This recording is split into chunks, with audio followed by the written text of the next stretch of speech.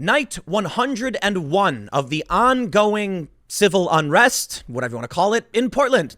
You know, the unrest that the mayor said would just go away if you gave these people space to do their thing. Call the police back. We don't need to arrest them. And the local DA, who's far left, is like, well, I'm not going to prosecute them. They're fighting for justice. They've got one of their allies working in the government, and this is what happens. And notably, that's why I'm like, I'm not going to vote for Joe Biden, because I want someone who's actually going to do something about it. And Joe Biden's just negotiating with these people and refuses to say their name, which is really creepy. Well, the tactic now being used by the far left, they've been using it for a while, but they're escalating, is to target locals in their neighborhoods and at their homes. And I think it's sort of working. We'll see how it plays out. But already locals in Portland are complaining that they're getting tear gassed in their homes at night. I don't know if that will work the way Antifa hopes it will, or Black Lives Matter will hope it will. The general idea being that people can't complain to the cops. One local resident said he tried to talk to the police because there was tear gas in his house and they injured him. Yes, because those cops that are down there are dealing with a riot. There's fires burning in the streets, been going on for 100+ days. You can't go out and talk to them. But what do you do when you get tear gassed in your own home? That's why Antifa is going to residential neighborhoods. They're effectively using these people as human shields, but we know they have nothing but disdain for regular people. We've seen it in Rochester, where they went to the restaurant, started knocking over tables and screaming at people and throwing things. Well, they're doing that more and more. And here's where it gets funny. They did it in Pittsburgh. In Pittsburgh, they stopped at like a diner. And there's outdoor patio seating, and they're screaming at people. And some lady walks up and grabs this like elderly couple's drink and starts drinking. And they're like, hey, what are you doing? And they're screaming at these old people. And then some dude like knocks glasses just off the table, shattering them.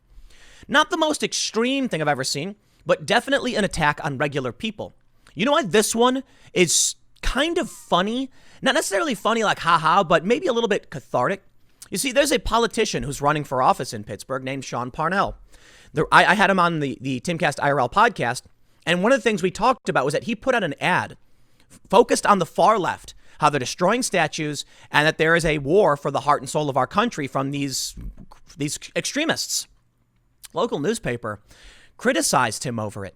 Well, I'll tell you what, man, you better hope, Pittsburgh Post-Gazette, you better hope they only go so far as to steal a drink from an elderly couple while screaming at them that they're racist and then smashing the glass in front of them, which is pretty extreme already. But you better hope it stops there, because they're marching more than once now through your community where you said Sean was wrong. One of the only politicians to actually point this out. Well, I'll tell you what, Sean isn't wrong. He's just calling it out before most people see it. And if you ignore his warning, you will get this. Night 101 of protests where residents are being tear gassed in their own homes. We've seen what happens in Portland, but you know what?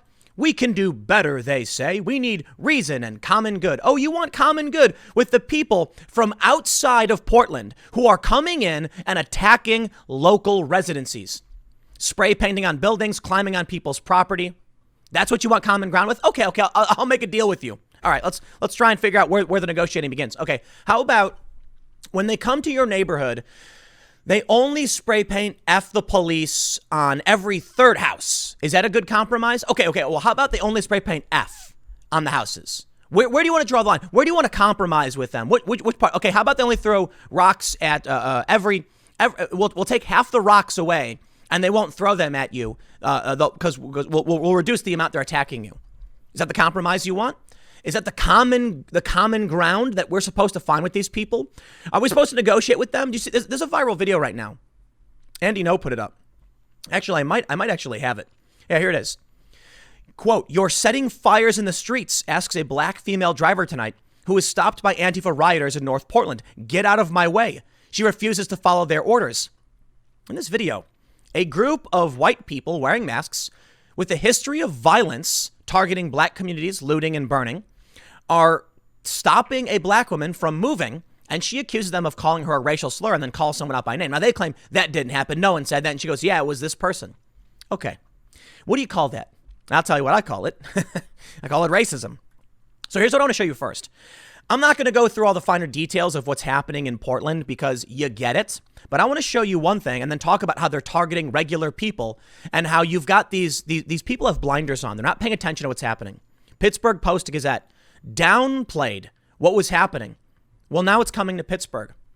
Check this out. Portland police said, look, there's a riot, blah, blah, blah. Stay safe. They're starting fires in the streets. They have a list of all the arrests made. And many of these people are from Portland. But check this out. One person, unknown residents. We've got one person, San Francisco, Oregon City, Mesa, Arizona, Sacramento, more Portland. We've got Vancouver, Washington. That's still close to Portland, and Utah. Many of the people who are arrested don't actually live in Portland. These are the tourists. These are people who come from outside of Portland to engage in violence. And people from Portland go to other areas to engage in violence. And this is the goal. A Southeast Portland resident said his home was filled with tear gas after police declared a riot on 100 consecutive night of protests in the city. The declaration was made after someone threw what authorities described as fire bombs toward the police. More than 50 people were arrested overnight. You see the video that's going viral? People play the song Footloose and the guy's jumping up and down because he bursts, his legs are on fire because he got hit with a Molotov. They're throwing Molotovs at the police. They're throwing Molotov cocktails at the police departments. They tried cementing the door shut. I think this was the East Precinct in Seattle, and then burning it down with Molotovs before fleeing. These people are psychotic, and they've been doing this for a very long time, and lots of people are dead. That's why it's funny when I see this article from the Pittsburgh Post-Gazette. We need reason and common ground. How dare Sean Parnell, a Republican, say it's bad that violent extremists are attacking people and getting them tear gassed in their own homes? Yes, common ground. Okay, I'll tell you what. How about you only throw Molotovs on every second night of rioting? Is that the compromise? I mean, obviously you can say don't throw Molotov cocktails, but then they're just not rioting anymore. Well, that's not fair. We need common ground with these people, right? They say the events unfolded in a residential area of Southeast Portland near Ventura Park after police refused to let people march to the East Precinct. When demonstrators decided to march anyway, they were met with a line of police in the middle of Southeast Stark Street. That's when someone threw a Molotov cocktail, according to police. Yes, we've seen the videos. There's a guy on fire. A Coin 6 news crew saw at least 2 flaming objects thrown that started a fire when they hit the ground. At least one person was injured, their shoes catching fire. Yes, we've all seen this. And you hear glass shatter. It was a Molotov cocktail. Police declared a riot and deployed tear gas, which filled the neighborhood with clouds of gas. Some neighbors were caught in the crossfire between protesters and police and said tear gas leaked into their homes. One man said his home was so full of gas, his 13-year-old son and his friends were screaming inside their home, trying to wash out their eyes in the sink. I opened the door to the garage that leads to my kitchen. As soon as I opened the door, my eyes immediately started burning. The whole house is filled with tear gas, said resident Elijah Warren. I don't even know what is at the time because I don't know what's going on. Warren also said he was injured when he went outside to see what was going on. He said he was talking to an officer about the impact the gas was having on his son when another officer came up and hit him, giving him a concussion. He was actually listening to me. He was taking the time to listen like, oh, okay, this is a neighbor, said Warren, and the other one just hit me. He said he was hit from behind in the back of his head. Warren said it took a minute for him to realize he was bleeding from his ear and said he kept trying to explain that this was his home and he wasn't a protester. I'm screaming at them like, I'm not part of the protest. You guys were in my neighborhood. Warren said he needed stitches and spent several hours in the hospital overnight, but that the worst part was the impact it had on his son and his son's friend. Hearing both of them screaming, it's like my son and his friend should even have to go through none of that.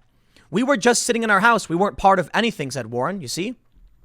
Well, that was a mess up by the police.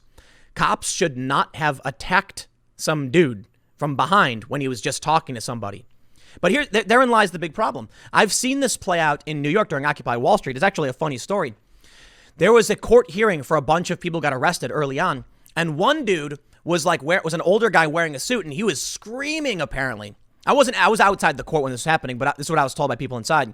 That this guy said that he went to a bodega, to get he was going to get an orange soda. And when he walked out of the store, he was inside the net where the cops had just they call it kettling, all of the protesters. And when he tried telling the police he was just buying a soda, they told him to shut up. He ended up getting arrested. And then he's in court like, I was just buying a soda. Why did I get arrested? It happens. And these extremists use this tactic on purpose to force people to join the fray. Well, you know what? The cop acted a fool, and now the cops are going to have to pay for it. This guy should not have gone to the hospital. He should not have been hit. And it's unfortunate, especially because the other cop was listening to him. But some dumb cop with bad training, who didn't know what he was doing, just walked up and hit him. And that's what the far left wants. They know the holes in the system. They will exploit the system. And you will end up with guys like this in the hospital. And now he's going to be mad. And he's going to say, why am I getting hit? Now, maybe these residents will understand that it was started by the far left. And the far left is coming to their neighborhoods on purpose. But this is the point. They want to shock local residents by the actions of the police. The only problem with this tactic is that often it ends up with the protesters attacking the local residents first and foremost. There's other groups that use tactics like this.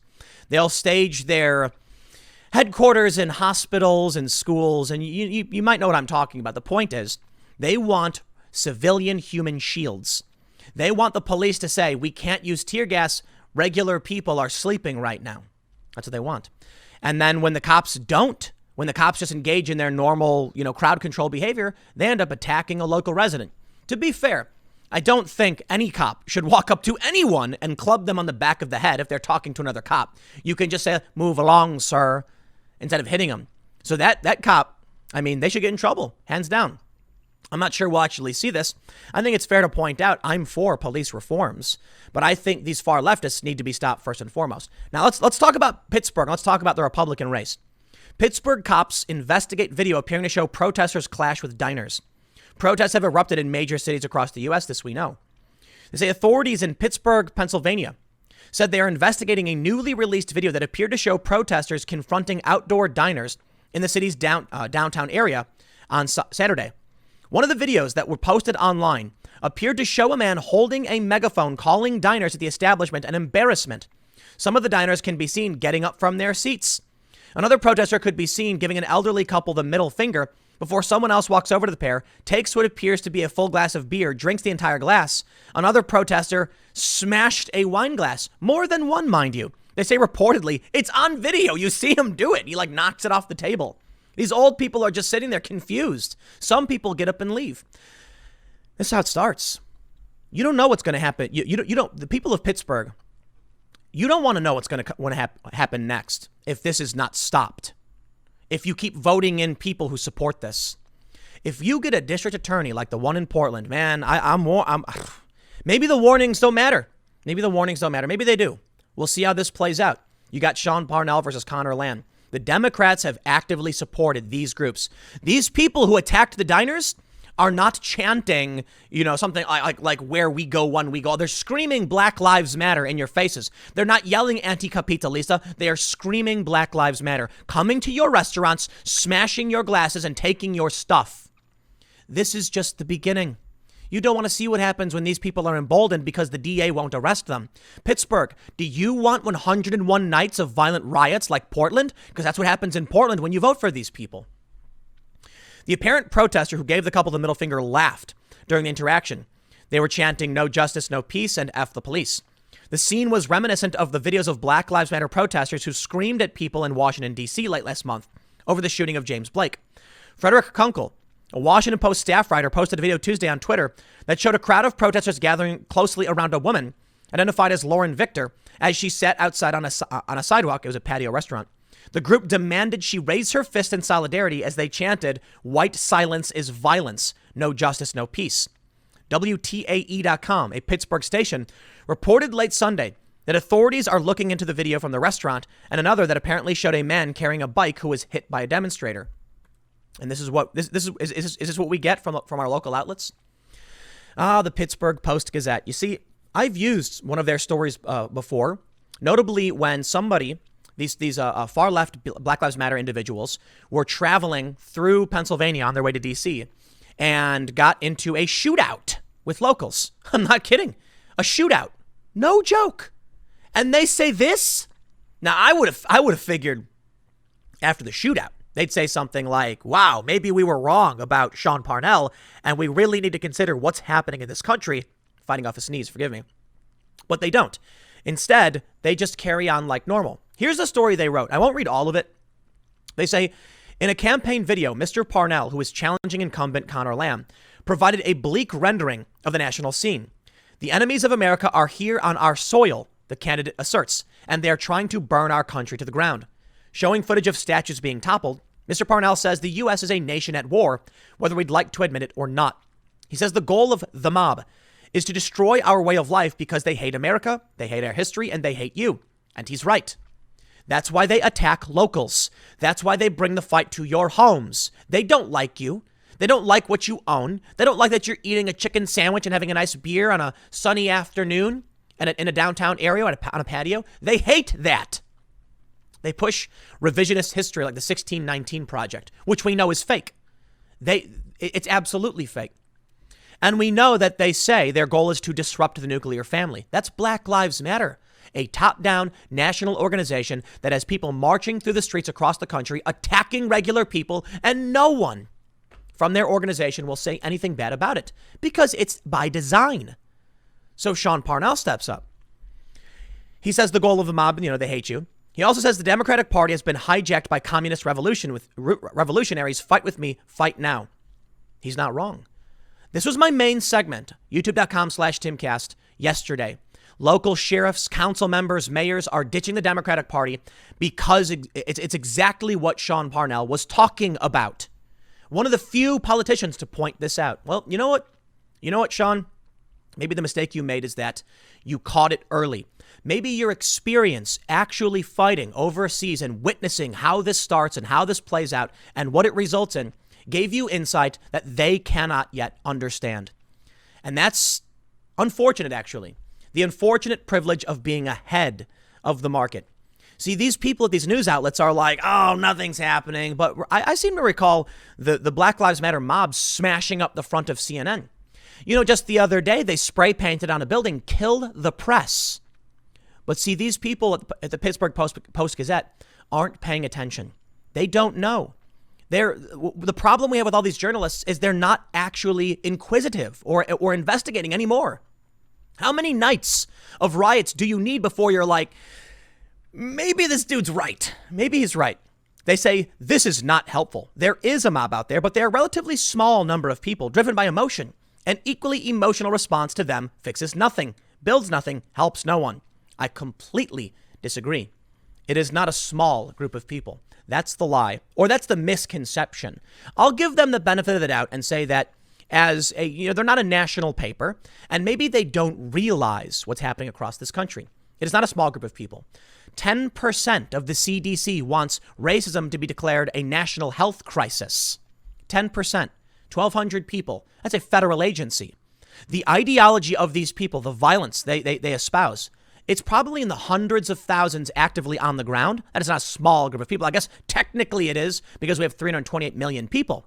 But when you consider that after the extremists, you have their lackeys who push their ideology and are trying to get it implemented across the board in all our cultural institutions and governmental institutions, we got a serious problem. You see, what they won't tell you is that, say the Boston Red Sox schlopped Black Lives Matter just right on a big old banner. And the organization itself wants to, for one, disrupt the nuclear family. Many of their leaders are avowed Marxists. And I know it sounds ridiculous, but they've said it in interviews. They do not like America. And that is why they were revising our history with things like the 1619 Project. They just happen to have a militant wing. Now, the Pittsburgh Post-Gazette, these journalists, the editorial board, they don't actually know. They're not paying attention. Or it's possible they're actively lying to protect them. Like we see at the New York Times. Mostly peaceful protests gave way. No. The quote was, peaceful protests gave way to burning buildings and looting or whatever. Oh, yes, peaceful protests. CNN. Now, there are fires raging behind me, but the protest is peaceful. Shit, no, it's not. Shut up. But they've been doing it nonstop.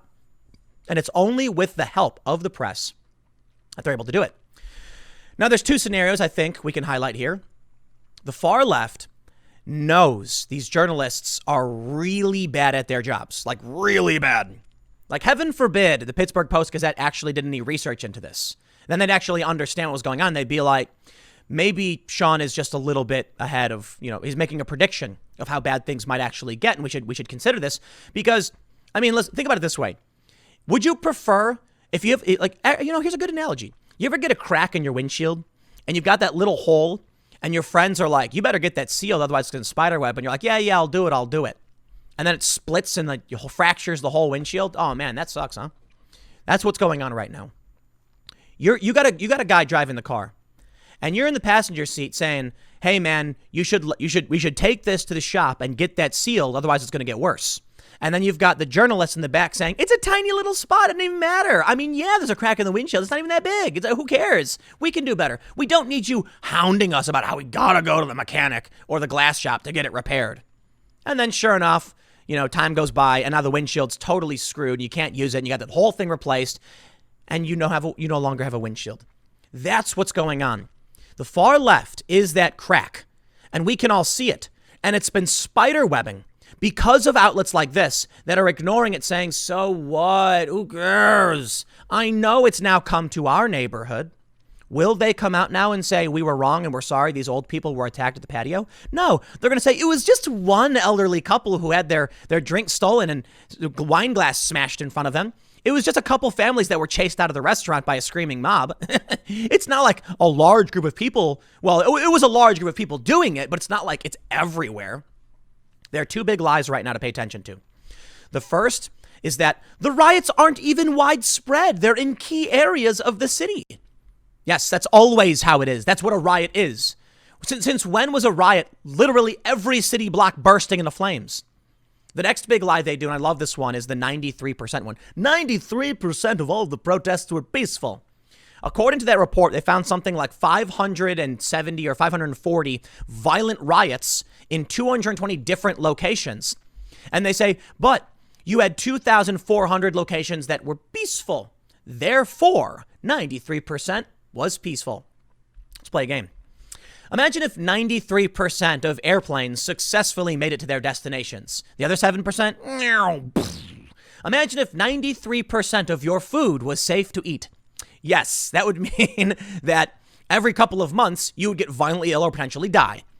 Imagine if, 93% of COVID patients survived, a 7% mortality rate.